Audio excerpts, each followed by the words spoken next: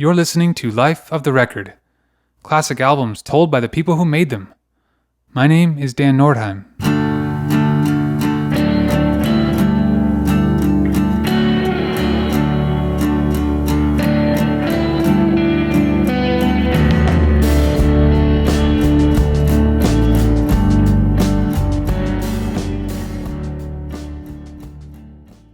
Elliott Smith grew up around Dallas, Texas, before moving to Portland, Oregon at the age of 14.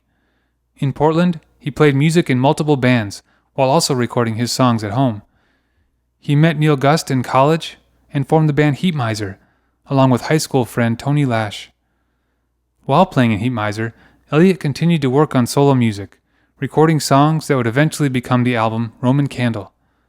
Though not intended as an album initially, Roman Candle was released as his first solo record in 1994. Soon after, Elliott began recording songs for his second solo album, self-titled, which was released in 1995. In this episode, we'll hear from Elliott's friends and collaborators, including Larry Crane, J.J. Gonson, Tony Lash, Slim Moon, and Leslie Uppinghouse, about the making of self-titled on its 25th anniversary.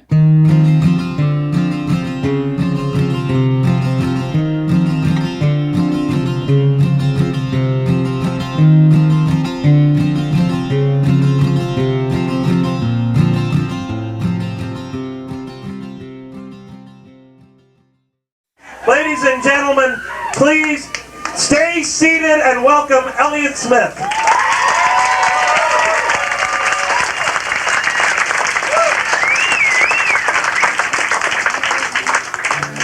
Yeah, the second album seems more the folk storytelling thing, where the first one seems more autobiographical. Huh. Well, that's good. I thought it was the other way around. The range, like you started writing here and just kind of became more the observer at the end of the bar. The first one I didn't have any idea it was going to ever come out. I was just doing it. I've been doing stuff like that since I was like 14 or 15. The first one I didn't know was going to come out. The second one I knew it was, and I thought it sounded more like I was presenting something more so than the first one. With self-titled, you really have the first solo work of just Elliott Smith on his own, focused to make it an album, to be a release. And I think that's why it's a little more important than some people realize. In his catalog of solo work, I think it stands out as it feels like it's the beginning, especially some of that solo work with DreamWorks, which was very large, big orchestration. But this was sort of his template of where he wanted that to go. To me, it doesn't feel like unfinished work. It just feels like the beginning work, the first novel or the first painting in a series. The self-titled record is just so direct. I mean, certainly the songwriting is very sophisticated, and there's so much subtle technique in his guitar playing that I think maybe you don't notice because it feels so fluid and natural and effortless, like it's deceptively simple. If you start picking it apart musically and technically, it's a major achievement, but none of that detracts or gets in the way of the direct emotional involvement that you feel when you listen to those songs. They're all very special, these records, right? They're all really unique. But this one, it certainly was sending messages that maybe the other ones weren't. It was kind of a harbinger of things to come, but maybe not quite there yet. Maybe still a little flirty and not quite down the rabbit hole. Kind of dancing around the edge of the rabbit hole.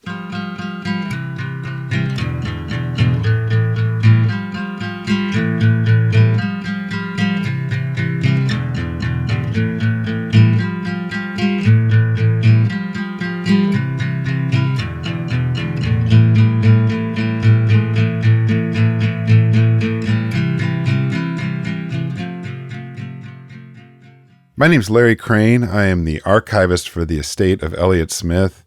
I recently oversaw the remastering of his second solo album, self-titled, or Elliott Smith. The self-titled record, let's go back.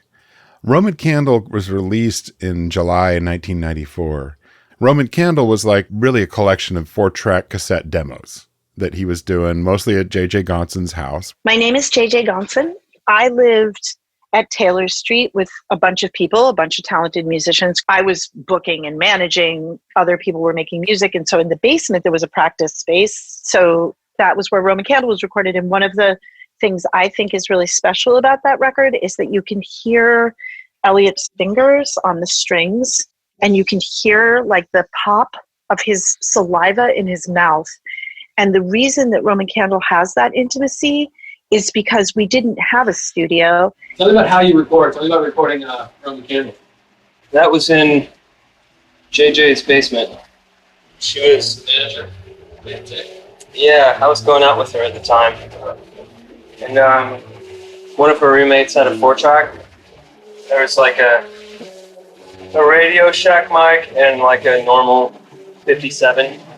He had to hold it very close to his mouth to record. He sang very quietly. So it's got this very intimate experience, like he's whispering in your ear. And that has to do with how low tech that situation was.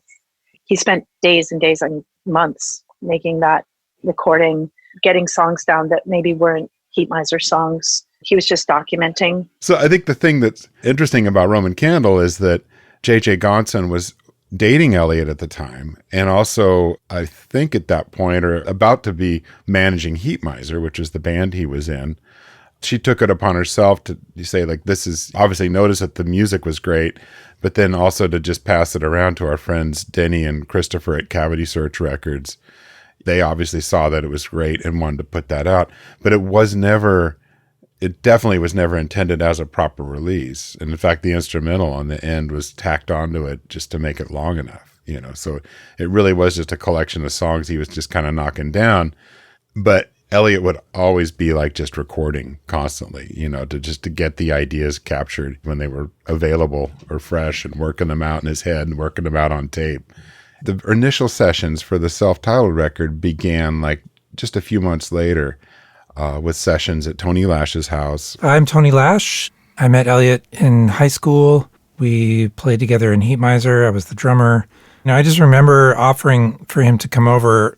I was just living in this house and shared a basement studio with a couple guys, and we had a couple of decent condenser mics and a 1/2-inch 8-track.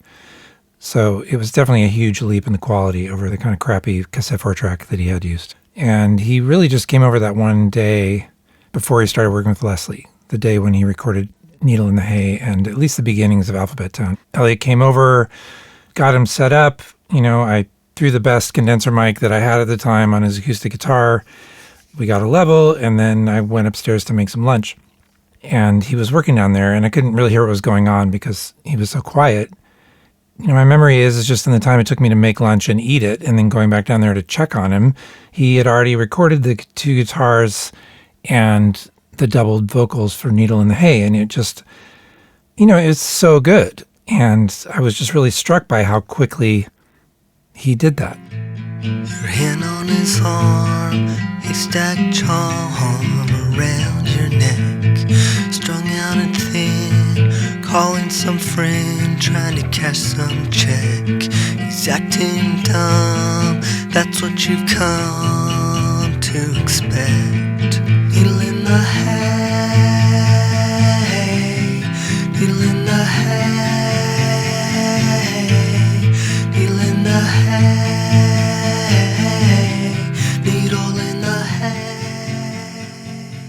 You can hear the precision in the guitar playing and the vocals. The mood was in place. It didn't feel overworked at all. He was just that good of a musician, and must have had a really clear idea before he sat down how he wanted that song to feel. My name is Leslie Uppinghouse, and I recorded the Elliott Smith self-titled record at my home in North Portland. So Needle in the Hay, it's interesting that it was recorded before, if it was sort of the genesis of the sound that he wanted to carry through, because it fits very beautifully throughout the record. I don't think anybody listening to it would necessarily pick up on, oh, this was totally recorded in a different space or a different time. It really sets a tone for the record. It really sets the mood for the record. And that quiver in the vocal at the beginning is sort of a tentativeness. It doesn't come in with confidence. And that vulnerability of expressing what you want to say by singing it as a man having that little hesitation and that little quiver, you hear that fear and sort of that fear of expression in that first song. And you hear it so poignantly in that vocal, that first vocal. It comes in so quiet and so afraid. And I think that's a really cool, special thing that it takes a real bravery to leave on a record, to be comfortable leaving that out there. I'm Slim Moon. I run the record label Kill Rock Stars and founded it back in 1991 and put out Elliott Smith's second and third albums. I got asked to do spoken word on this tour of solo artists. That's definitely when I met Elliott and got to know him. The first night of the tour was at the Crocodile Lounge in Seattle, and I missed Elliott's set. And then while Sean Crogan was setting up, the first thing he said before he played his first song was, "Everybody who just missed Elliott Smith missed something special." So I took that to heart and made sure to watch Elliott's set the next night. I had already done my set at Bottom of the Hill in San Francisco, and then he played, and his set just blew me away so much that I went out to the van to listen to his CD, which, of course, he was selling at the merch table. And I just listened to it over and over for the next several hours while the rest of the show happened. And, was just a complete and total fan of his music from then on. It certainly was new. It was definitely new. I mean, what he was doing was not like, now we think of the singer-songwriter and the like indie pop singer-songwriter as like a thing. What he was doing was really not happening. There was folkies and there was bands, but there wasn't really this like singer-songwriter element. There had been, but at that moment in time, it was so different that it was kind of startling. And just being out there alone with a guitar on a stage and playing really quietly, that was really unusual and special. And I think the people that were at those shows recognized that. It was really out of step for somebody in the sort of indie/punk space to be playing under their own name, solo acoustic, without any odd bells and whistles, no funny drum machine through a tube, or, just with a capo and, like a folk musician. But it's really hard to be incredibly captivating with just voice and guitar, with songs you wrote for yourself, about yourself. And he had that ability just to deliver as emotionally gut-wrenching of a show as any show you could possibly see of any lineup, but with that minimal presentation. And that's what I was really impressed with, was how much power he could pack with just the guitar and voice. When I would be his audio engineer for live shows, you would go into big, noisy rock rooms. I mean, these are rooms that hold several hundred people, and they're noisy and they're loud. And he would start typically those sets with Needle in the Hay, and you could hear a pin drop by the second phrase. I mean, people would be standing, just holding their glasses, scared to like take a sip, because it just brought everybody's attention into focus. And so that song, I'm really happy, is the first song of the record, because it just brings in whoever's listening to the record into the super tight focus to where all of a sudden you're paying attention. The first couplet is a total grabber. Yeah, it's just like totally sucks you in. And then you're on for a ride all the way. The little guitar figure on Needle in the Hay is just brilliant. It isn't like he's just doing a throwaway part on the guitar and the words are really good, or it's a really cool guitar part and the words aren't that good. It's like, it's a really economical, interesting, captivating guitar part with a lot of insistence, tension, and everything, and really good words with humor thrown on top of it. And you're just like, this is like a quadruple whammy of like how to do it right. Why do you think the song has resonance? It's all those factors. And most people don't hit two of them. He's sitting like 4 or 5 things out of the park with that. Everyone else, give up. Yeah, and I like the ambiguity of the beat. You can't really tell at first where the one is, or like, what beat the changes are happening on until it gets into the vocals. And even then, I remember feeling like there's a little bit of rhythmic ambiguity there that adds a nice tension to what's going on. Yeah, it's a really great song. I might be imposing my present day interpretation on it, but it's a standout song, but then also was reinforced by it being the first song on the record and then it being in Royal Tenenbaums. But I must have realized it was a big leap ahead for him compared to that first record. It's got a very fat sound to it, a very low-end fat sound. But if you scrutinize that a little bit, it's not bass. It's actually a fat mid-tone. And the whole record is very heavy in the mids. And mids are the range that artists really ignore. And it's too bad because that is the range that everyone's voice is most present and most comfortable are in those heavy mids. It's a beautifully recorded song. And I think it's a beautifully written song. I think Needle in the Hay goes down as it's important in the history of songs. Downstairs to the man, he's gonna make it all okay. I can't be myself, I can't be myself, and I don't wanna talk. I'm taking the cure so I can be quiet wherever I want. So leave me alone. You ought to be proud that I'm getting good marks. Needle in the hay, needle in the hay. When he wrote Needle in the Hay, when he started to play around with those concepts, even though I don't know if he was doing drugs yet, but even though I don't think he was, I started to react to that. There's songs where I felt more like I could hear his voice, and then other ones where I was just like, why are we doing this? Why are we going in this direction? That was hard. It was hard to hear, it's hard to hear somebody you care about flirting with heroin. And obviously it went from flirting to using.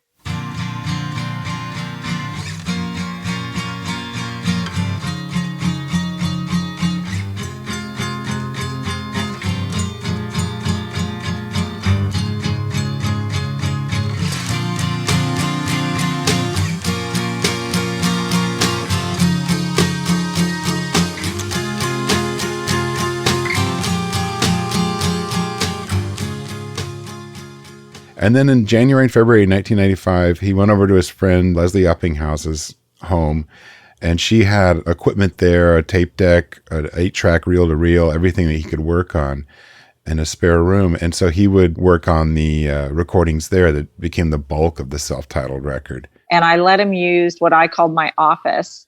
And it was just a small wood floor room, really nice, beautiful high ceilings, big glass windows, but nice. Everything was wood, right? It had a room sound for sure. And so the setup was pretty much just a ride cymbal, a snare drum, a couple of his acoustic guitars, my 12-string Vox, a really funny Fender keyboard, my cello, my tambourine. I think that's it. And yeah, it was just recorded on an 8-track Tascam 38 on a little Tascam board.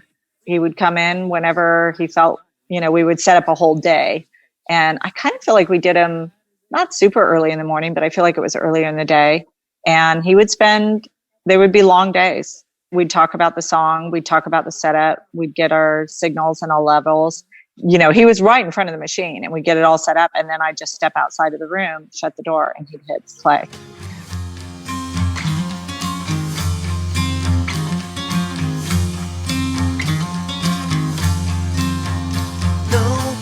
Dream fucker's gonna boss me around.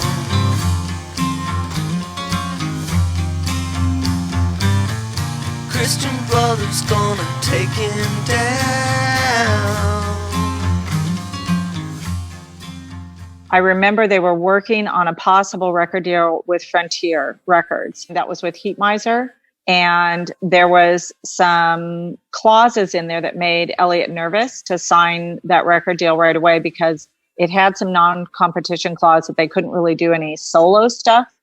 And he was in the throes of writing. He was really prolific in his writing right then.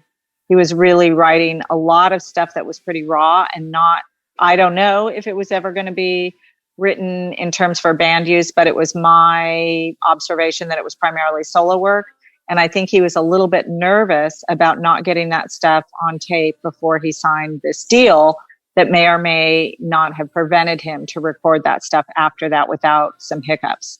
And again, I have no idea if that is even factual. That was just sort of how it was presented from him to me that he really wanted to get some stuff on tape fast. He just wanted to play with some songs that he was writing all in a wave, and he just wanted to get it on tape. And we just put them on tape as fast as we could. And in terms of as fast as we could, just as fast as they were coming. So it wasn't like a rush to get it done for any deadline. He just had them all in his head and he wanted to get them down. He told me that he wasn't happy with Cavity Search, that he appreciated them putting out his first record, but he wanted to get more reach or have a better distribution or something. Hasn't that ended up being the biggest seller on Cavity Search stuff? Maybe. I think I heard that was the biggest thing they ever sold. Maybe. I think, yeah, they've actually gave me a check the other day. I think it was the first time they'd gotten to pay a band for record sales, and they were really excited. It was weird that they were happy to be paying someone, but they're really nice guys. He asked my advice for finding a record label that would be a good fit for his solo music. And I asked him, well, what about the label that's putting out Heat Miser? And he was like, I don't want to confuse those two things. I want to keep them really separate.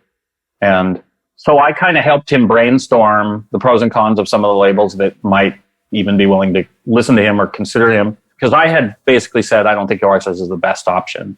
Everything we've done up till now are loud guitar bands like Unwound or loud Riot Girl bands like Bikini Kill. We just decided to do the 7-inch. At that point, I was still thinking maybe having the 7-inch out with national distribution will lead to more opportunities for Elliott. But once the 7-inch came out, I think Elliott liked that we were able to get it in stores around the country. And mostly I think he had just become comfortable working with me. So it was his idea. He was like, why don't you put out the record? For a while, it seemed like your stuff and Heat Miser's were. Well, yeah, now it's not so different now. You think you might incorporate some of your stuff? Because for a while there, I thought, he's going to bail. For a while, it's unclear what's going to happen. But, yeah, like stylistically, they're more similar now than they used to be.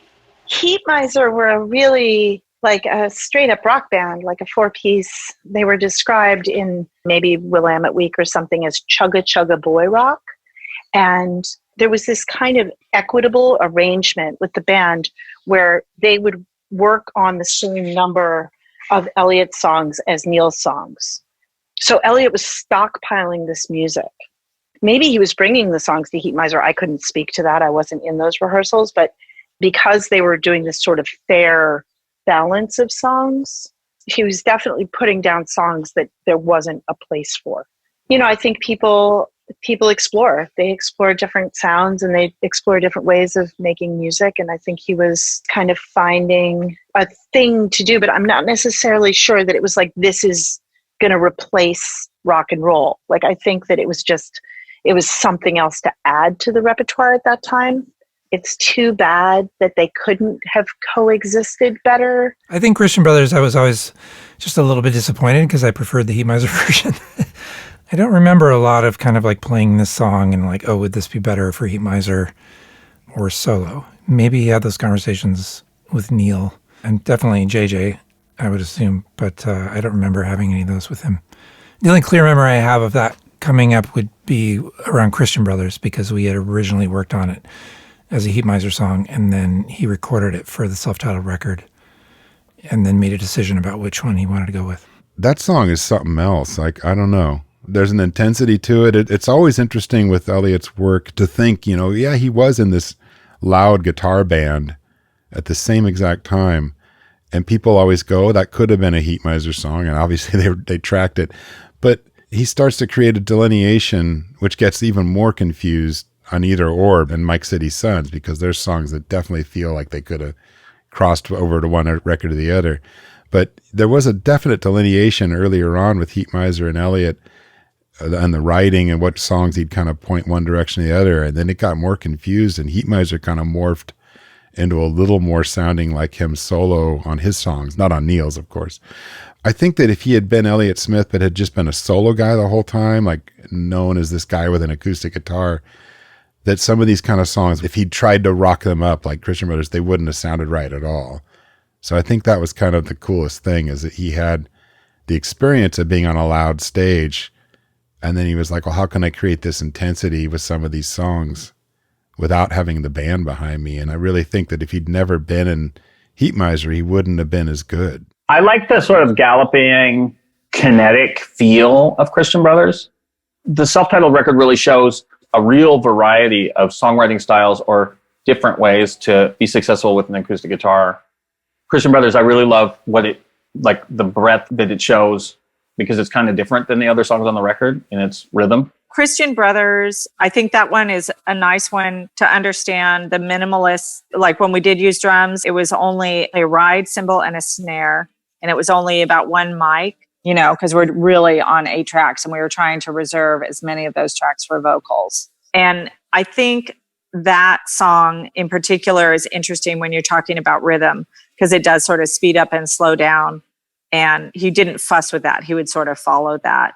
Yeah, no click tracks on this one at all. He would use the first vocal and the first guitar basically as the click track, but he would keep them. So he didn't dump them. And so there are definitely times where you would hear the speed up and speed down in that song. And then he would follow it with like the drums and the ride or whatever he was doing, or a second vocal. But he could sing with no practice at all, just headphones in his ear of his own voice, and absolutely hit harmonies to something that basically wasn't there. I remember he would be a little surprised sometimes on where he went with those. My experience was this. He would come into the studio with the music pretty much fully fleshed out, lay down all the parts, put down a lead vocal, double the lead vocal, and then he would do sending out a probe, and he would just open a track, don't hit record. Okay, Elliott. And then he would run down a vocal pass where he would just go, and he'd sing looking for harmony notes in different sections. And then he'd go, and I swear, once or twice he would run it through, and then he'd go, okay. And then he would start laying down harmonies. Then he would double the harmony. He'd say, send out the next probe, look for the other harmony on top of the harmony, and then lay down that, then double that. So the only thing he never really had written were vocal harmonies in most cases. I was always pretty amazed, because I still haven't seen that many solo performers that could play all the instruments and have it come together like it sounded like a really good band, and things weren't flamming terribly or sounding disjointed. It was always kind of amazing. Nightmares become me. It's so fucking clean.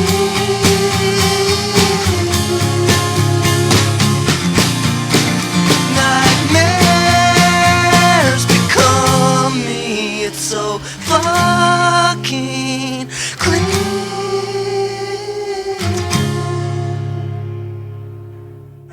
Clementine. Okay. But I might fuck it up. I'm fucking everything up tonight.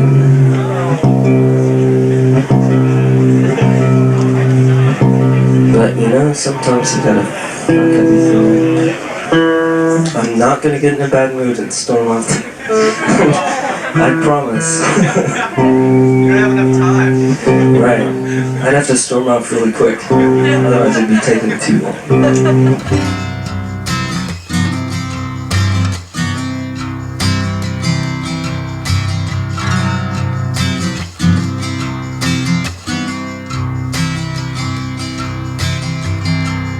Waking you up to close the bar. The streets wet, you can tell by the sound of the cars.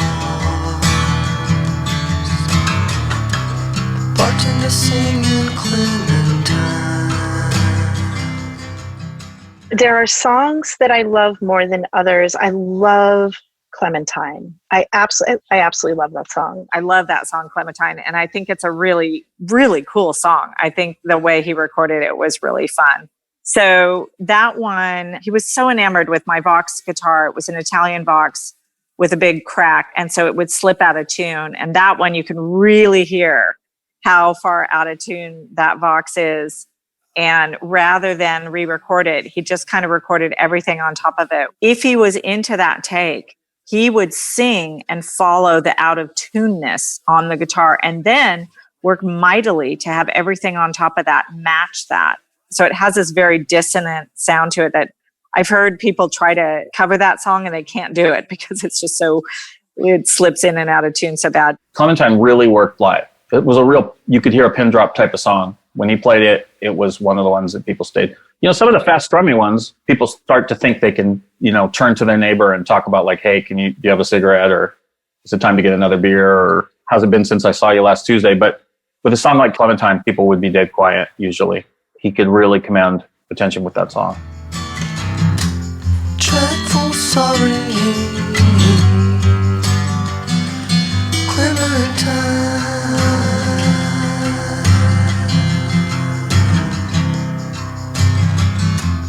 Though you still her man, it seems a long time gone. He really wanted to honor the song, the traditional song Clementine, but he didn't know the lyrics, and he couldn't. And remember, this is back before we really utilized the internet to just Google stuff. So he called my mother on the phone and went over the original lyrics of Clementine. And it was so special just to witness that conversation. And Mom was so gracious that she went line by line from what she could remember of the original lyrics to Clementine. And I remember it because years later, when he was up for the Oscar, and I was actually at home watching that with her, we were both so nervous about his performance at the Oscar for Good Will Hunting that Mom would like brag to people that she knew that she had collaborated with Elliott on his record, which people would confuse for the Good Will Hunting, but it was kind of sweet.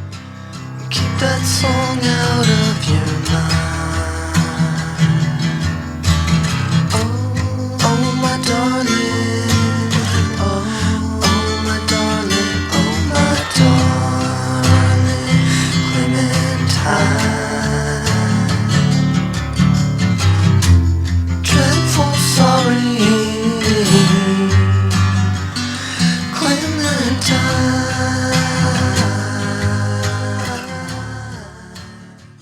Sometimes there are tracks, I think there's one on Clementine, but where if you listen on headphones, you kind of hear this weird little like breathing, this like heavy breathing. It's my dog. So yeah, that was Anna.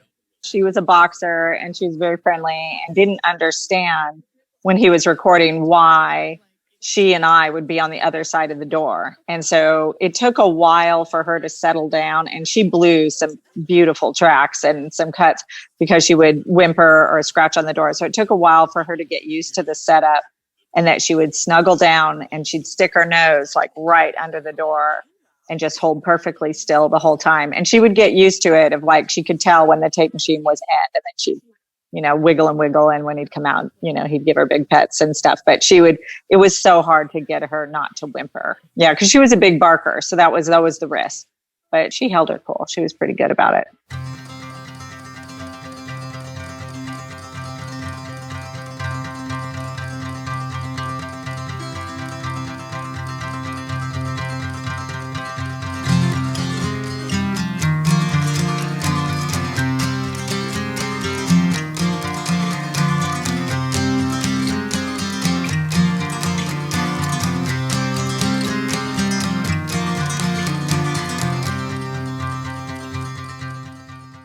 You told me, I think you were from Texas originally? Mm-hmm. Tell me about when you came from Texas and what prompted that. Did you play in Texas and what did you do there? No, I moved out of there when I was 14 because of family problems.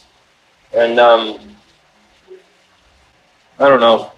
I don't really want to get into it. Right. But are a lot of those things reflected in the songs on Run Candle? Some of them, yeah. Are those situations mostly fairly true stories adapted into song form here and there? Well, Southern Belle, that's one of the songs that was like earlier that maybe didn't go on to Roman Candle, writing about his mother.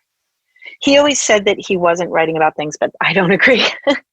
I think a lot of these songs had very specific topics. Because I was starting to get to know him better, it's the first song that I found myself wondering if I knew who it was about or if it was an autobiographical situation. But it's the first time I remember him writing a new song and me trying to analyze it from that framework of actually being a friend of him, wondering if it's about a real person or something.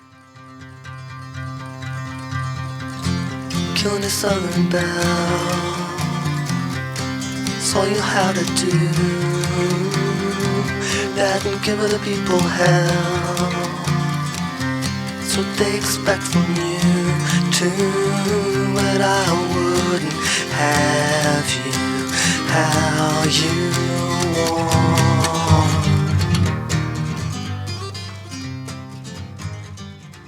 I don't remember him talking to me very openly about that. I mean, I knew that there was this bad relationship with his stepdad, and I could feel the tension when we were on tour and would stop by and stay with them. And I remember when we went through Dallas, you know, his discomfort was apparent. But I didn't, you know, I've learned more about the details about it sort of since he died as it's come out in other ways, other interviews and other research. You know, I wished we could have had more of those conversations at the time, but we didn't. How come you're not ashamed of what you are, and sorry that you're the one she got?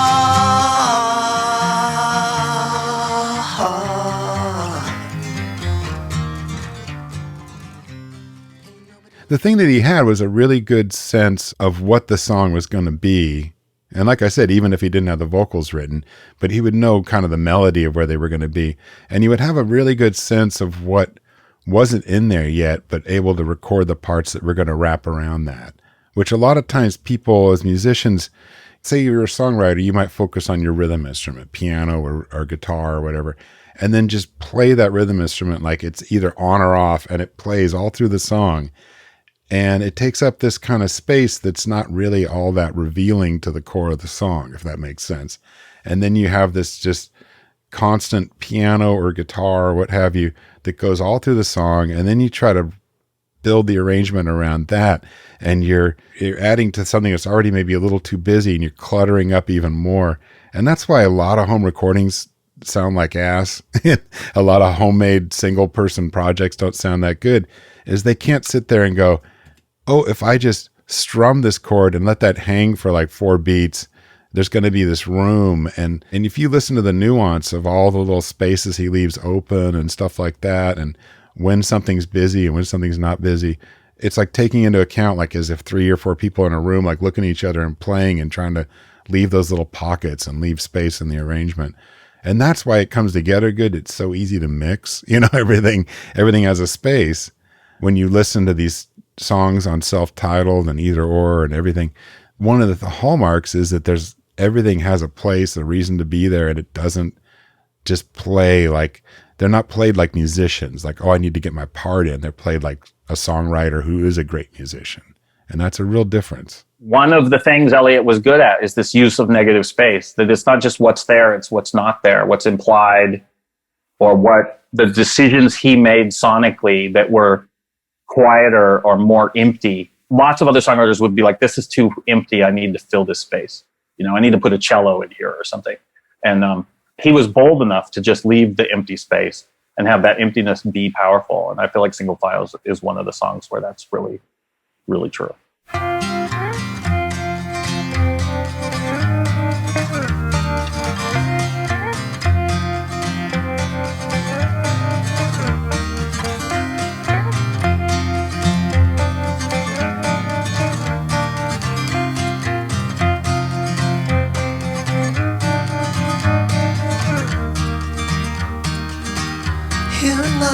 Where a stupid shit collides with dying shootings.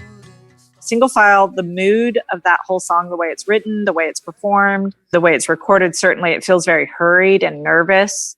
That one, the timing speeds up and slows down.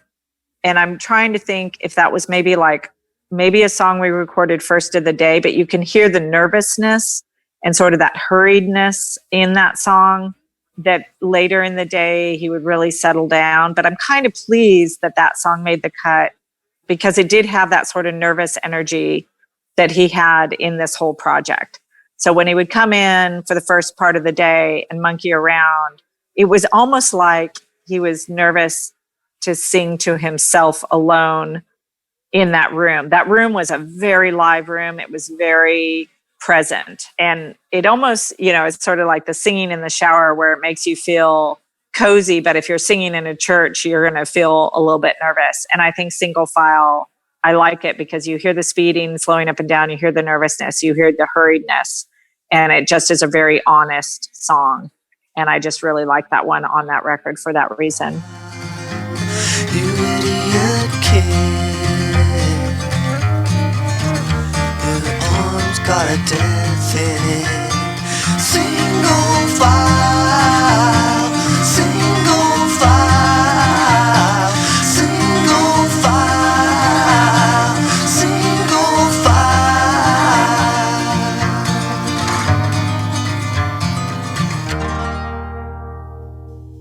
The other thing I want to give a shout out, though, is that sweet little electric guitar part that Neil Gus did. Does he play, is there like a tremolo guitar in that? Is that Neil?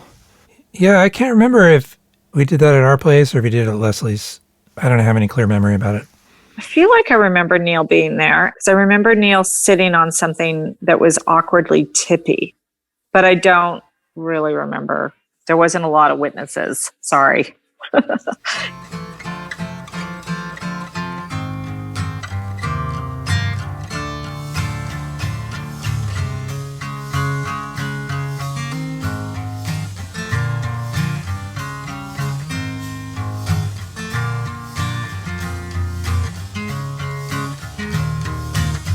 I'm a junkyard full of false starts, and I don't need your permission.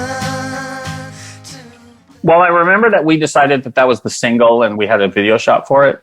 And I've always wondered, did he put keyboard on it because it was like an obvious single? Like, the Coming Up Rose is a catchy chorus, and there's this idea that a pop song has a catchy chorus. I wish I could ask him today, like, was that just because there was like an organ in the room, or was that a conscious decision that this was a pop song? I've always wondered that. I mean, I think it works, but it does stand out on the record because you don't really hear that sound come out anywhere else on the record. The funny little keyboard, that was a bizarre piece of equipment. I had it forever, and it was so hard to use live because it had no volume control. It just plugged directly into an amp. And so you would use your amp as a volume control, but we were doing it direct.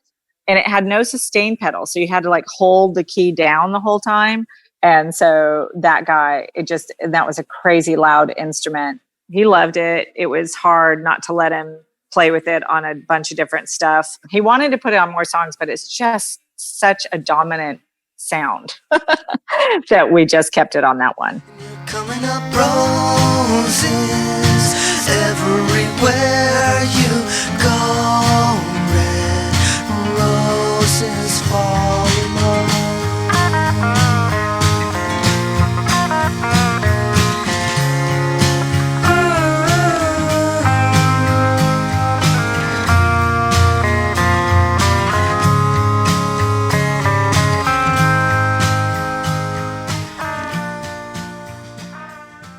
I don't know, but I'd love to go back in time and try to remember if he added the electric guitar so that the keyboard didn't sound so electric. Because remember, that's like the only electric instrument on there.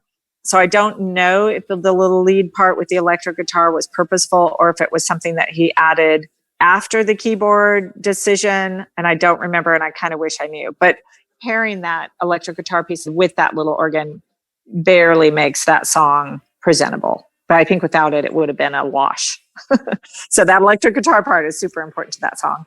I remember there was a little kerfuffle with Tony and Elliott about the end, because at the end it just goes at the very end and then it stops and starts again. There was this whole back and forth of we have to cut it off, and it made it onto the record. Elliott won out on that. I think that song, out of any song, when they told me that they were going to actually release the record, I was sort of horrified. It's like, but we have that crazy song with the crazy part that we ended it wrong on. And I like it that it made the cut. So that's kind of fun.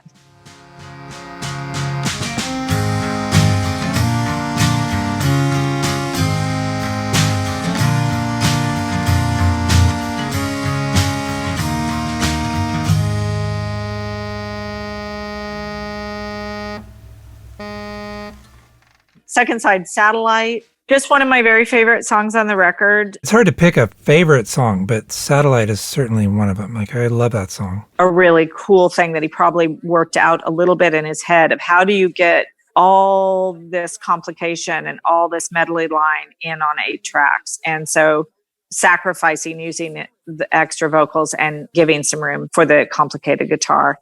And that's a really cool one. I love that a lot. And it's a really great recorded song. When songs are drony in particular, but just sometimes randomly with different songs, there's a way your brain adds things that aren't there. You know, you think you hear strings or you think you hear harmonies that aren't actually in the recording. So when you're like in the shower singing it, the version in your head is like full and thick with all this extra stuff. That's how I feel about Satellite. It's like every time I listen to it, I'm like, oh, it's just that. Because the way I remember it every single time is that it's this big, thick, lush song with all these extras. But it's more like all those extras are just implied by the sound rather than really in there. That song just has a feel to it that hinted towards the bigger instrumentation that he would do later, because it feels like it wants to have big instrumentation, that song does.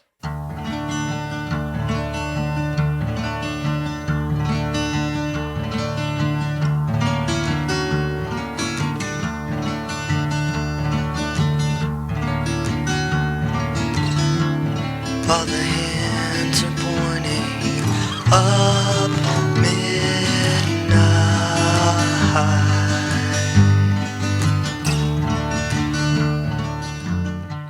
I don't think he quite ever surpassed the level of emotional intimacy that he achieved on the self-titled record.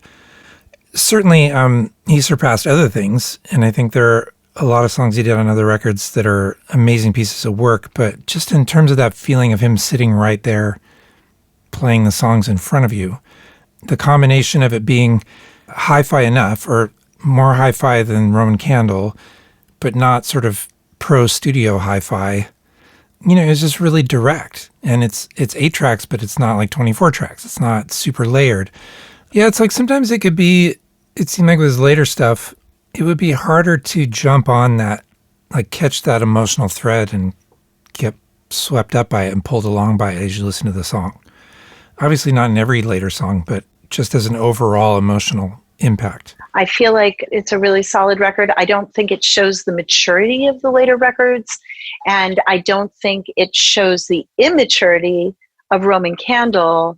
The songs are more thought out than they are on Roman Candle, but he hadn't quite gotten into the production value that he got into later. So it's a really interesting record. The roughness of an inexpensive Yamaha acoustic guitar, a 57 on the guitar, like simpler, cheaper equipment, kind of gives it a sort of charm in a way, or makes it feel very intimate, like, oh, this is just a guy recording at his home.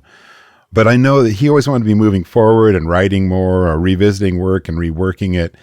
But I don't think he ever felt like, oh, the charm in one of these songs is that you can really hear the guitar scrapes on the chord changes, or there's so much hiss on Satellite, and that's really cool. That was never an Elliott Smith kind of conversation, I can guarantee you. You know, he would talk about records he liked, and they had fidelity to them. The Zombies, the Beatles, you know, they were records that had a lot of clarity and focus on the songs and the vocals and the instruments and the parts, and that's really where his mind was. So, I mean, go look for an interview with him where he says, you know, something like, oh, I really had to record on 4-track to make it sound authentic. You're never going to fucking find that. You know, that doesn't exist. That was not his thought process. And, you know, when people were like, oh, XO sounds kind of polished, I was like, that's what he wanted. That's what we were like, we got to have at least 16 tracks. It was nothing about going backwards sonically. There was never an intent to that. But that said, if you had left him like in a room with a 4-track cassette recorder for a couple of days, you'd probably end up with a collection of recordings, because he's not going to stop. He's going to keep recording. And for all you know, you're the only one who finds it strange when they call it a lover's moon, a satellite.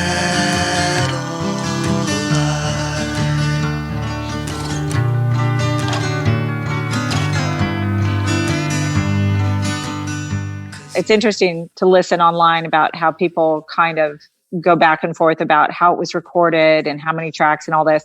It was so simple. It was so bare bones. But the reason I think it sounds like a little bit more complicated is at that time, I recorded almost everything through 2 different preamps. So I had a vacuum tube direct preamp and a vacuum tube mic preamp. And both of those were handmade and designed by Greg Sage from the Wipers. Just this kind of really interesting 2 preamp that had just phenomenal amounts of clean gain. Dynamically, he could control that so carefully with his voice. And so it's a really delicate record, and it sounds really wide and really open and really big. And that all has to do with those 2 preamps.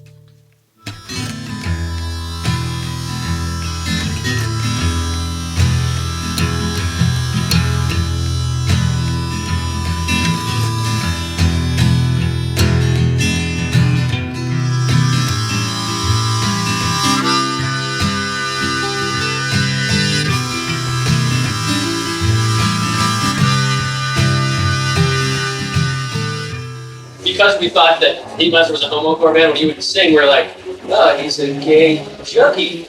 And we thought, man, he's got good reason to have dark songs. We're like, he was an abused child and a gay junkie. And so I kind of figured that's why you were so good. No, I'm not gay. I'm not a junkie. Well, last time I saw you, like, 6, I thought, wow, he's a cold turkey. A lot of those songs have to do with a while ago. I'm not really writing songs that, because a lot of people seem to say, like, or not a lot of people, but some people in their review would say, like, oh, these songs are all about dope or whatever, which I thought totally missed the point, because I thought they were about human misery, and I thought right. I mean, the other issues were really just kind of the medium that the person might live in, but everyone has that. Right. Yeah, it was like that happened to be the vehicle then, and that's where I was at then. But they could have just as easily been about love or something. It'd still be about the same thing, which was, to my mind, more like dependency and stuff like that. I didn't think it was romanticizing it. I thought it was just like with both eyes open, look at it, And I didn't know how much it was autobiographical or looking at his friends or someone he knew or imagining that this would be what it was like. But I just thought it was like greedy realism. I didn't think it was romanticizing. I think a lot of people have tried to like analyze, like, is there a story here? Is this about a certain person or a certain thing that happened in his life? And even at the time, I was like, that's not what's important. What's important is the story that comes together in this music, these songs as a collection, the worldview that comes together. I didn't spend any time trying to analyze his life. I just really believed in his talent. And I really believed that he knew what the hell he was talking about drug culture and about the complications of when love and drugs are intertwined. You can look at it as being specific about drugs, or you can look at it as being about emotional alienation or isolation or attachment to, negative coping mechanisms. I mean, there are bigger themes that can be expressed through the analogy of drug use. But I don't remember having any conversations with him about it, and I don't remember having any specific reaction to the lyrics. There's a continuity of the record that's really kind of interesting, and then there's an amazing amount of depth to the work that's in there. I'm looking at a list of the songs and I'm like, yeah, how many of these are like observations or telling little stories? They're not like, this is how I feel, in general. They're like, this is this thing, this is the scenario I'm showing you, or these are these little glimpses into somebody's life and all these different things. It's like, you'd see him sitting in a club and he'd be like watching people. He's taking notes, man. He's watching how we're all interacting and stuff. Alphabet Town is about going to Alphabet City to score heroin or dreaming about it. It's funny. He made people up in that song. He like creates these characters but I think what he's talking about is like the romanticism of going into Alphabet City in New York and scoring heroin. Alphabet City is haunted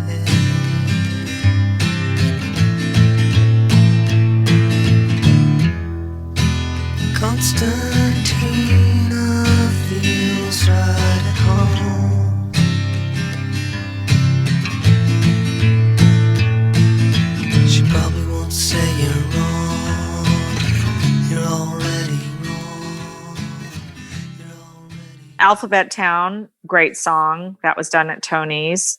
It's interesting because there's been books and documentaries and videos and articles where I've read a couple of takes that like, oh yeah, he was so messed up on drugs when he recorded this because he's singing about drugs, so he must have been messed up on drugs. But Elliott was a keen observer, and he wrote as a keen observer. And I would think he was more comfortable writing as an observer than personal. Because when he did write personally, it was really personal, and it was super scary. And his comfort was to write it in a more metaphor style. Write it more as a metaphor. It was easier for him. He was really good at it. He's a really great writer. Even if he wasn't doing any kind of serious drugs while he was working on the self-titled record, plenty of the kind of darkness that's expressed and the kind of darkness of experience that can lead people to get into, drug use, he had in his past. And, that kind of alienation and pain and isolation, it could have come out of his experience irrespective of drugs. And yeah, it's sad that actually did eventually manifest in his life. It's also not surprising given his history, his experiences growing up. I mean, like when we were building Jackpot late 96 and up through 97 and stuff, and then hanging out in 98, 99, recording a little bit. I mean, the most craziest thing I ever saw was like drinking whiskey after a session, like, let's go get a whiskey. Okay. I mean, it was really like, I didn't see any of that. I never did. When drugs seemed to have maybe become part of his life, I wasn't around, and I stayed away from it, from being warned. We just had a really straightforward, pleasant, healthy relationship while we were working together. Drank a lot of juice, drank a lot of tea. But, it was pretty PG-13, pretty straight. If there was anything back then that he was concerned about, he once told me that he had to stop playing video poker. That when he sat down at a video poker machine, he'd end up playing for a long time, and he wanted to quit video poker. But it never came up again. I have no idea if he kept playing video poker, if he stopped. But one time he told me, like, oh, those video poker machines are sucking me in. In that time period, a lot of us were so freaking poor. I mean, I really can't emphasize how broke we all were. We were all living like 10 people to a house, or, and all working 3 jobs and recording and playing music and touring and just trying to make a buck. That there is a lot of drugs and alcohol and sadness that you're witnessing. Portland, Oregon was pretty hard hit and not a thriving community that you see today. It was, really dangerous to be sitting outside of Satyricon, and you had people laying out on the streets, OD'd all the time. And I think he wrote much more about what he was seeing all around him and just a general sort of tragedy that he was seeing with economic disparities all around us, where we just didn't really see any way that any of us were going to get out of this hole.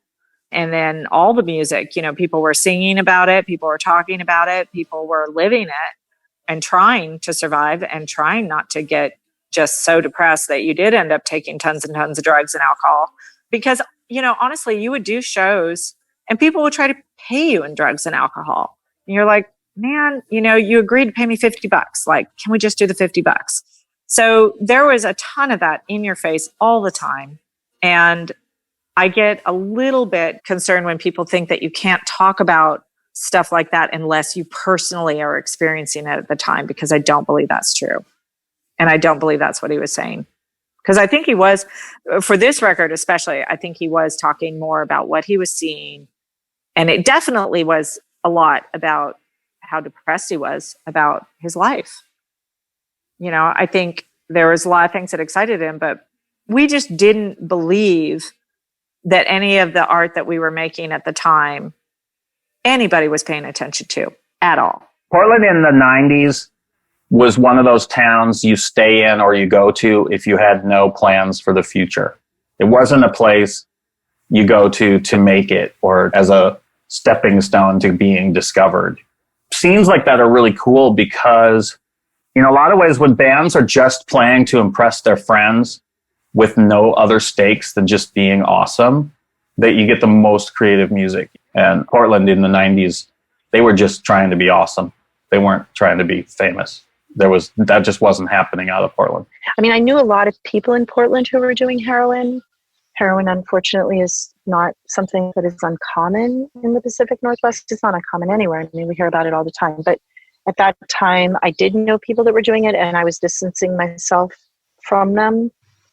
I would say the biggest reason that I walked away from that friendship had to do with that he was starting to play around with drugs that I didn't want to be around. I couldn't be near it. I'd had too many friends that had succumbed to those drugs, and I didn't want anything to do with them. So finally, I just said to him, I can't support this.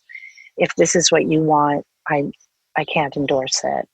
And that was definitely a big breaking point in our friendship. You know, I knew somebody that he was approaching about it, and I sort of said, I can't be a party to this at all. I won't say you're wrong. I know what you want, and it's what I want. So let's go out. I'm ready to go out. I'll show you around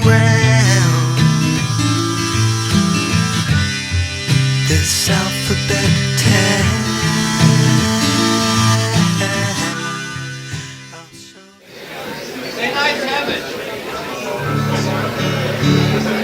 Okay.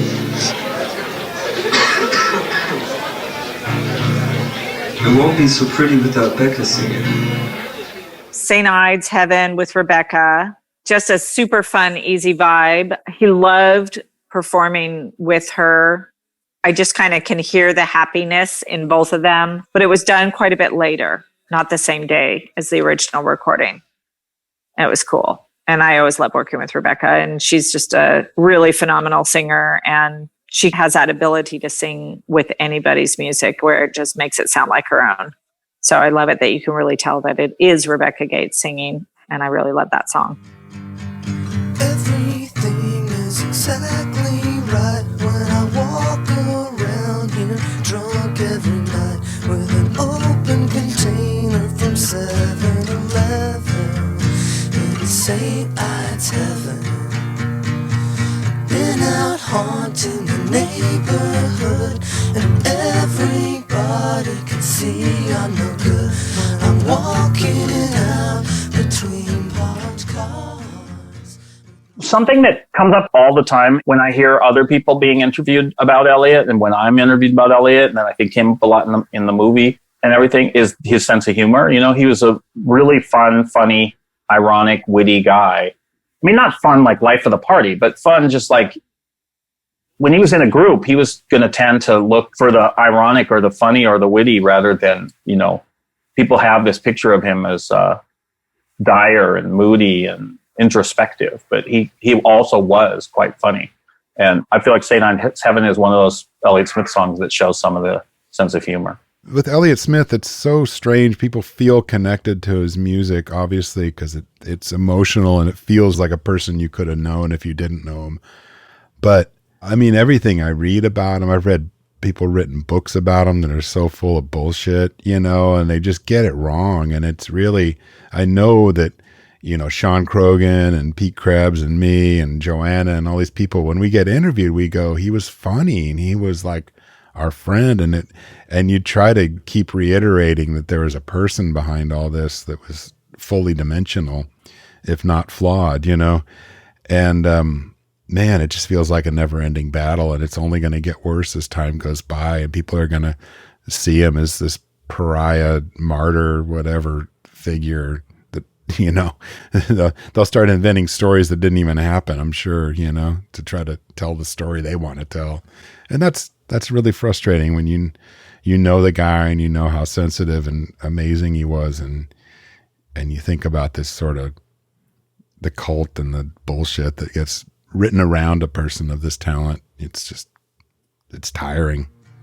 'Cause everyone is a fucking pro, and they all got answers answers from trouble they've known. And they all gotta say what you should or shouldn't do, though they don't have a clue. High on feathers, the moon is a light break. The original version of this album, as it is on CD, is not really mastered. It's just sort of assembled, and the song levels are adapted to kind of flow together. But there's no limiting or equalization or anything going on to either hype up the sound or to make it work better on stereos or what have you. That was really just assembled by Tony Lash, because none of us knew at that era how to master a record. When I was told that it was going to be made as a record just as is, that surprised me a lot. And it happened, I think, kind of quickly, but maybe not. I don't know. I just remember not really knowing about it until after it had happened and being kind of like worried about wow, is it good enough? Like, it was actually kind of scary because, I've worked on different records where you get to go back and you fuss with it and you do stuff with it. I mean, even mastering it, we tried to get a DAT machine to just master it onto a DAT, and we didn't have one. And I remember it was actually the week we were trying to do it. We just couldn't get one that week. So it was just a very casual thing to go over to Tony's house of we'll just use Tony's DAT. It was all very casual. And so mastering was extremely casual as making of the record. And that was literally just to get it onto a DAT format. We brought the reels over from Leslie's to mix. We were going through the same system that we'd done Roman Candle on. It's just a Mackie 16-channel mixer. So pretty minimal in terms of what we were doing from a technical standpoint. I remember maybe throwing down a couple of drum ideas during the mix process. I don't think they all got used. It's hard to remember the specifics, but there was probably already a bit of tension developing between me and Elliott just in terms of the kinds of things that would be important to me in a mix versus what he was looking for. So, there might have been moments where he felt like I was going in a wrong direction or something. I mean, those kind of things went all the way back with us. Sometimes we would just hear something totally different from each other and could get to an impasse or something where tension could develop. And so I think having, three people there was helpful for that. He borrowed the tape for the tape that the record is on. I had new tape, but I didn't have him buy it. And so he felt very uneasy about not having the money to purchase the tape. And I was like, dude, no, this is your tape. Don't worry about it. And he's like, well, we'll put it on DAT. And then that way, because he could afford a DAT tape. And so, yeah, it was really funny. I mean, it was really that bare bones and really that casual. But that actually ended up being the master that literally went to press. My memory's not a little fuzzy on this, but I think he just gave me the self-titled record and said, this is the album, this is what it's called, here's the art I want to use. And we just did a little bit of layout to realize his vision and make it work in a CD package and work in a vinyl package. But he had a real clear idea with everything. He may have had a lot of soul searching and hemming and hawing and trying different sequences before he sent it to me. But by the time he sent it to me, it was here's the record. The cover of the second record was shot in Prague, and it's a piece of art. It's a sculpture of people falling off the top of the art museum in Prague. He would just go through my pictures looking for things. Those pictures, they're not shot specifically for the record. They're just pictures. He really liked my photography a lot. And he grabbed at those pictures, and it looks on the front cover like people are falling, like actual people, which is not the case. It's art. It's not real people. But because of the way that it was Xerox, it does have that look.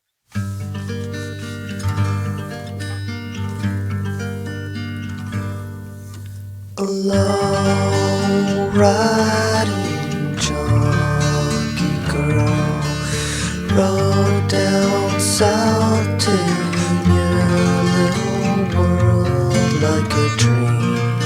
You can do it if you want to. You can do it if you want to. You can do it if you want to. Sometimes on a record, especially in a CD order, the songs near the final end something gets a little lost, maybe sonically. Like you've been listening to the whole record and you're kind of getting near the end and you're a little bit like, oh, I kind of tuned that one out. And I always felt that Good to Go was a much better song than I never hear people talk about it, the way they do The White Lady Loves You More, The Biggest Lie, St. Ides Heaven, Alphabet Town, Satellite, Coming Up Roses, Single File, every other song, Clementine, Christian Brothers, DLA, they all get mentioned, right? And maybe I'm wrong, but I've never seen anyone write, about how great Good to Go is or anything.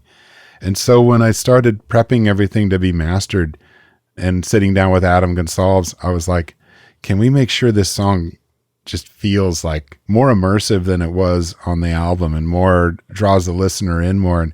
And sonically, I did a lot of cleaning up on that and tried to make things a little more present, like the nuances of the arrangement and the stuff that's on there.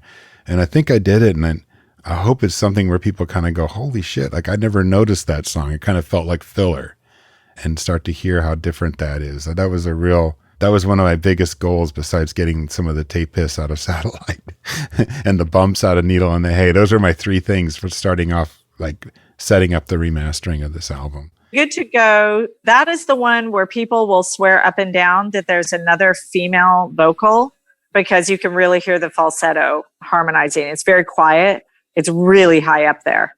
That one is a very technical vocal recording, both in the way that he recorded his vocals so spot on, and also the way that he handled, where those vocals were going to lay on there. And it was really cool. You can do it if you want to. You can do it if you want to. You can do it if you want to be like me. I wouldn't be a hero if I wasn't such a zero. If I wasn't such a zero. Good to go. All I ever see around here is things of hers that you are flying around. I mean, he's certainly one of those musicians that could wing it on any instrument, He could find something that worked. Yeah, like I was talking to Larry, is it White Lady Loves You More that has that like viola or violin on it? Is it cello? Okay, yeah. I don't know for sure that he played it, but I wouldn't be surprised. It's a little bit weird and pitchy, but works exactly right with the mood. And, he was just so musical. He's maybe tied for the most musical person that I ever worked with. So he could find his way on whatever instrument he set his mind to. That's kind of how he would be, like whatever things were like laying around or what get used, And I think there was just certain things. There was the cello there. It was something that he's like, "Oh, you have a cello." And I was like, "Yeah, I have a cello." And he wanted to play it, practice it a ton, like practiced it, chickened out, because cello's hard. I mean, cello's a hard thing to play if you don't know how to play cello. And came back, and I think we monkeyed with the tuning. And then it was cool because he just sort of did it. And so he did it in one take. And there's some notes that aren't quite hit right. It's not really up there in the mix. It's pretty light, but it's there. Yeah, there's a little bit of cello throughout the whole song. Need a metal man just to pick up your feet. It's a long time since you cared enough for me to even be discreet. I know what this medal is for. The White Lady loves you more. That's my favorite song on the self-titled record. I think it's absolutely gut-wrenching. There's themes on this record of like a frustrated love story, and themes of this record of like observing drug addiction or being cynical about drug addiction. And I just really feel like that song pulls the various themes all together into one song in a way that's just, just leaves me breathless every time I listen to that song alone or listen to the record all the way through. You just want her to do anything to you. There ain't nothing that you won't allow. You wake up in the middle of the night from a dream you won't remember, flashing on like a cop's light. You say she's waiting. There's one note that's just horribly in the wrong place and we almost scrapped it, but we left it and I'm glad we did because I like hearing those mistakes because again, I think there's an honesty to the whole record that mistakes or happy accidents, as I'd like to hear it, kind of pull that listener into attention that they're hearing something that sounds almost live. And that one is in there with that cello. It just goes to totally the wrong note. It just misses it by a little bit. He had to practice that a lot. Notes are hard to get with cellos. And so he tried to do single pulls but with the rhythm on it, it was a place where he had to go to a new note cleanly and he missed it by just a smidge, but he stuck with it, which was cool. So it kind of slides back into key. And there's a vibe to that cello part, sort of like when he would do a vocal that was very tentative. So it's a very soft, quiet in the background, probably mixed a little bit too low. But again, it was for his comfort level. And also it kind of chases the melody. So he's definitely playing cello to what he's hearing. And it's not ahead and it's not even with the guitar or the vocal. It's a little bit behind all the way through. And I think it really works. It kind of gives White Lady that sort of creepiness. There's a creepiness to White Lady. And I think that has to do with the delay that the cello is just kind of following. And that comes with him being a little bit insecure about playing it. But I think it works for the song. And I think it's pretty special. Okay, this is the real last one. Thanks again for coming.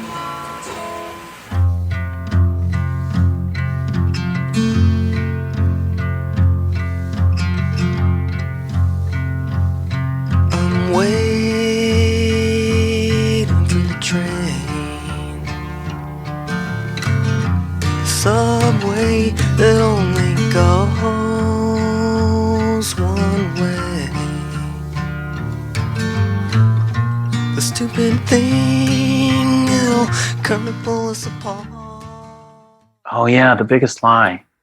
Like White Lady Loves You More, it's a place where the themes of the record really come together. Whether he's playing a character or he's speaking for himself, it feels so intimate and naked and self-revealing, that song does. So it's another one that just like shakes me to the core. It's just so emotionally powerful. For whatever reason, I don't know what it is. It doesn't have anything to do with Elliott personally, I don't believe, but that song will make me cry every time. And it's something about its construction, and it's something about its melody, and it's written kind of like a children's in the round. You know what I mean? Like where kids would sing a phrase and then the other kids would sing a phrase half off and it would match up. He would play with that type of construction, like Ring Around the Rosie. You could sing Ring Around the Rosie and then somebody else could start in. And there's something about The Biggest Lie that reminds me of that kind of song construction.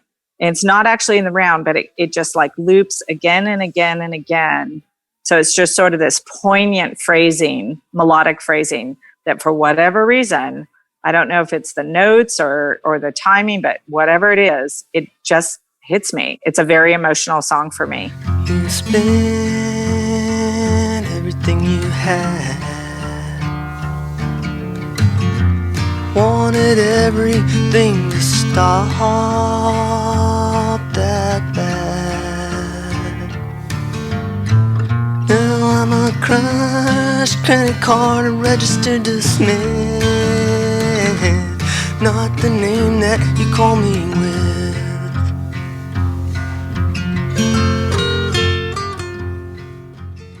If there's a thread like that in Elliott's lyrics, it's not a suicide thread as much as it is a resigned, that there's no pain-free existence, that pain is always there, you know?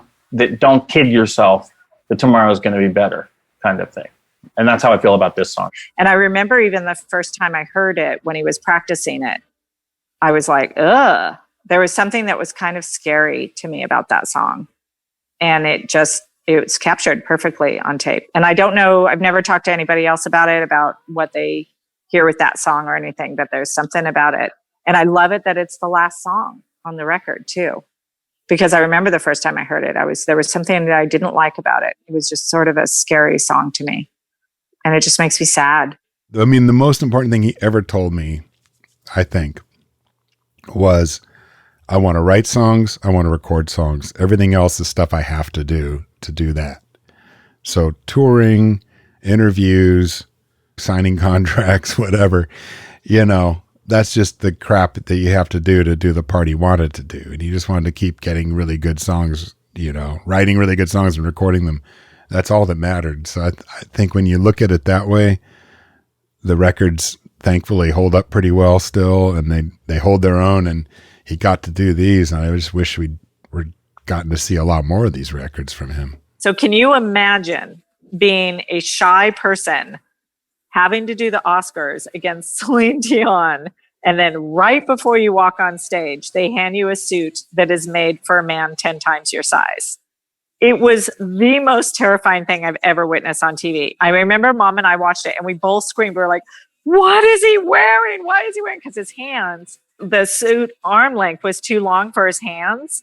And I was like, oh my God. And it was like dressing a small child in a giant man suit. It was so mean. It was like the meanest thing that's ever happened on television.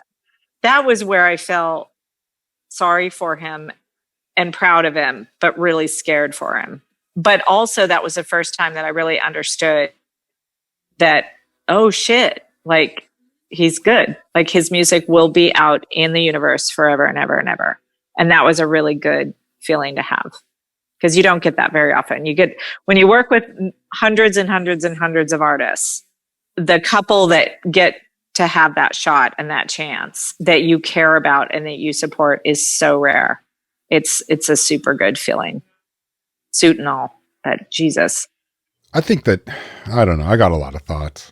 I don't know. I'm not blaming anyone in specific. It's just, everyone's playing their part and doing what they think is right. But it's like, I don't think that being in Good Will Hunting or being nominated for an Oscar was good. I don't think that being on a major label was good. I think this sort of bullshit exposure that you get on something like the Oscars is just distracting. And I think that the major label thing, I mean, as far as I know, I remember one time a few years ago finding out that he still hadn't recouped on XO or something. And you're just like, what? Give me a fucking break. That's a joke. If that had been on Kill Rock Stars with Slim, he would have made hundreds and hundreds of thousands of dollars from that release along with the label. And then you're telling me that XO didn't make any money at all, I know there were advances, but advances are never that much compared to what goes on. And it's like, that just seems weird, and I think that the world that he was thrust into, Lenny Waronker and everybody kind of propped him up, or didn't prop him up, but they encouraged him to go into it. It wasn't the right world. If this had been like the 70s and he was hanging out with Jackson Browne, it would have made sense. He would have been another top songwriter. And he and J.D. Souther could go hang on a porch somewhere and trade licks, But this world that they tried to put him into, there wasn't even a category for a guy of his abilities to exist within the major label world. And he's not going to fit into a slot, Oh, he's a songwriter, so he's going to just stand there and play acoustic guitar. Yeah, but also with a band sometimes. And he wants to put piano on it and layer the harmonies and strings. And, it's just, I think a lot of things got handled wrong, and he wasn't always the most assertive person to just say, this is what I want. He would try to just go along and keep other people happy as well. And I think sometimes that was the worst part of his personality. Because then it went very fast. I mean, he was picked up very fast. He started making records like crazy, and DreamWorks got a hold of him pretty quick. I remember when I was in Texas, and the first time he did a show in Texas on DreamWorks, that he contacted me, and we were all excited to see each other. And then he's like, yeah, meet me afterwards. And when I went out, I actually had to stand in line. I had to stand in an autograph line in order to say hi to him. And it was just so surreal, because I was like, this is really weird. And he's like, yeah, this is really, really weird. And he was on this giant tour bus alone. God, I mean, I think if there'd been a different path, it could have been a little easier and it could have been a little more in his control. One of the best quotes about that would certainly be from Joanna Balme. I think maybe it was in Autumn de Wilde's book, and she says something like, if you made him do things, if you made him work, he would work. And if you do everything for him, he's kind of aimless. So like, you know, having to say, Elliott, if you come help me build this studio, then you can work out of here. Okay, good, I'll do that. You know, just give him a lot of focus. And once he started getting like, you know, tour managers, which you need tour managers. I get this. I'm not saying this is wrong, but you get all these people around you doing everything for you and people going, do you want a glass of water? You know, like just, you know, I think some of it just ends up building this, it just sets people up for a different world perspective, everything. And I don't know. It's funny. I was just reading about Pink Floyd and The Wall, and there's so much of that in that story, you know, this sort of weird isolation and Comfortably Numb and all the weird rock star stuff. And, you know, I think that's kind of where he ended up in a weird way, like sort of disconnected from himself. And it's just too fucking bad. I had very little contact with him. Like I was going to go down and work on Basement on a Hill. And I talked to him on the phone a little bit before that, you know, a couple of weeks before he passed. So he just sounded different, you know, than he had been in the past. It was weird. Sounded weaker and different. It's weird. I don't even really want to know what someone does to themselves to get there, you know. Oh, we're so very precious, you and I. And everything that you do makes me wanna die. Oh, I just told the biggest lie.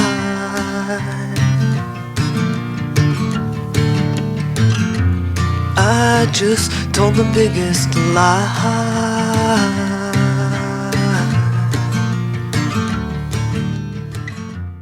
I mean, nobody needs me to tell them that he really achieved a new level of maturity and sophistication in his songwriting and singing and guitar playing when he did this record.